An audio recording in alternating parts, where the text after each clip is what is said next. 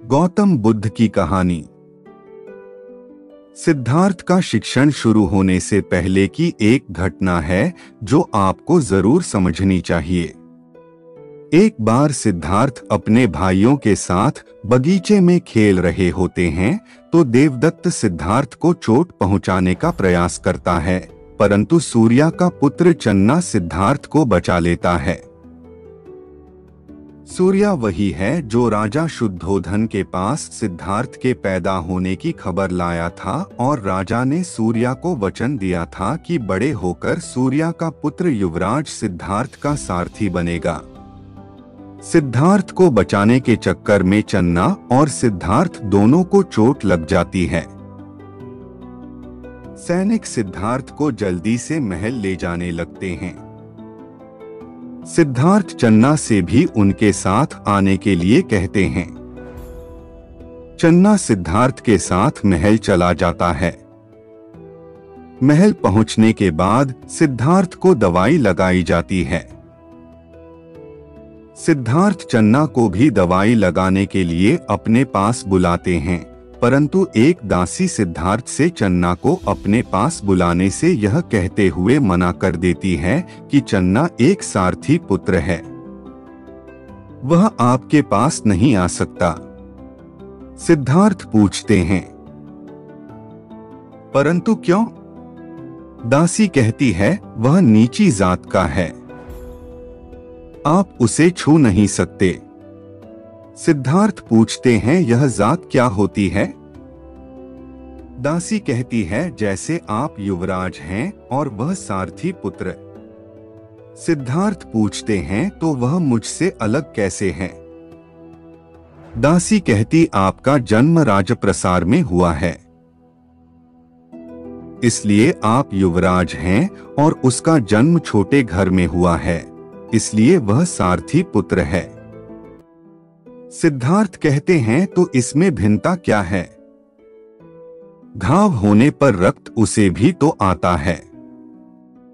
दासी के पास सिद्धार्थ के इस प्रश्न का कोई उत्तर नहीं था। सिद्धार्थ चन्ना को अपने पास बुल और उसे दवाई लगाते हैं। उस दिन से सिद्धार्थ और चन्ना एक दूसरे के मित्र बन जाते हैं। चन्ना हमेशा ख्याल रखता है कि सिद्धार्थ को कोई परेशानी ना हो। जब यह बात देवदत्त को पता चलती है कि सिद्धार्थ और चन्ना मित्र बन गए हैं, तो उसे बहुत ईर्ष्या होती है। राजा शुद्धोधन की बहन अमिता अपनी पुत्री यशोधरा के साथ कपिलवस्तु आती हैं। अमिता रानी प्रजापति के भाई की पत्नी और राजा शुद्धोधन की बहन थी। राजकुमारी यशोधरा और सिद्धार्थ के बीच अच्छी मित्रता थी, इसलिए जब भी वे मिला करते थे तो साथ ही खेला करते थे, जिसके कारण देवदत्त को बहुत ईर्ष्या होती थी। सिद्धार्थ का स्वभाव बहुत ही कोमल और करुणामय था, जिसके कारण कोई भी उनकी तरफ आकर्षित आसानी से हो जाता है। अब युवराज सिद्धार्थ और देवदत्त की गुरुकुल जाने की शुरुआत हो जाती है।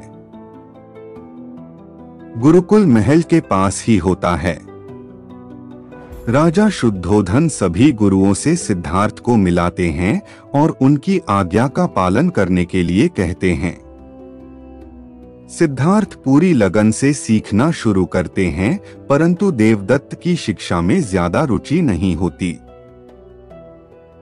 गुरुकुल को महल के पास बनवाने की वजह यह थी कि राजा शुद्धोधन हर समय अपने पुत्र पर नजर रखना चाहते थे। गुरुकुल महल के इतने पास था कि शिक्षा प्राप्त करने के दौरान भी सिद्धार्थ महल हर दिन आया जाया करते थे।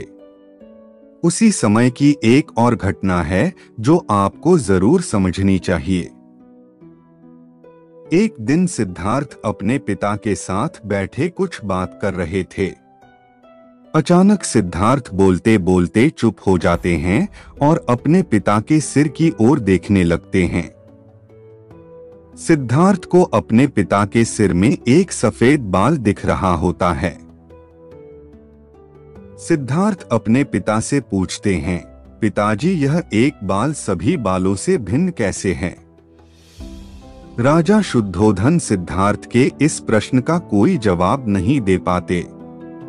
कुछ क्षण सोचने के बाद राजा कहते हैं, पुत्र, जिस प्रकार तुम्हारे पुराने दांत टूटकर नए दांत आ गए हैं, उसी प्रकार मेरे पुराने बाल टूटकर नए बाल आ जाएंगे। किसी तरह से राजा शुद्धोधन सिद्धार्थ को समझा देते हैं। उसी समय की एक और घटना है जो आपको जरूर जाननी चाहिए। एक दिन सिद्धार्थ, देवदत्त, यशोधरा तथा अन्य बच्चे बगीचे में खेल रहे होते हैं। खेलते खेलते अचानक देवदत्त सिद्धार्थ पर छल से जीतने का आरोप लगाता है और यह बात रानी प्रजापति तक पहुंचती है। रानी प्रजापति सिद्धार्थ को छल से जीतने के लिए बहुत डांटती हैं, जबकि सिद्धार्थ ने छल नहीं किया था। जब सभी बच्चों से पूछा जाता है कि छल किसने किया था, तो सब देवदत्त का नाम लेते हैं। फिर रानी प्रजापति सिद्धार्थ से पूछती हैं, अगर गलती तुम्हारी थी ही नहीं तो तुमने मना क्यों नहीं किया? सिद्धार्थ कहते हैं, गुरुदेव ने कहा है कि सत्य स्वयं प्रकाशित है, इसलिए मैं चुप था। यह बात सुनकर रानी प्रजापति की आंखों में आंसू आ जाते हैं और वे सिद्धार्थ को अपने सीने से लगा लेती हैं। दोस्तों, आप सबको यह गौतम बुद्ध की कहानी कैसी लगी कमेंट बॉक्स में जरूर बताना और हमारे YouTube channel HQ Hindi quotes को भी सब्सक्राइब कर ले।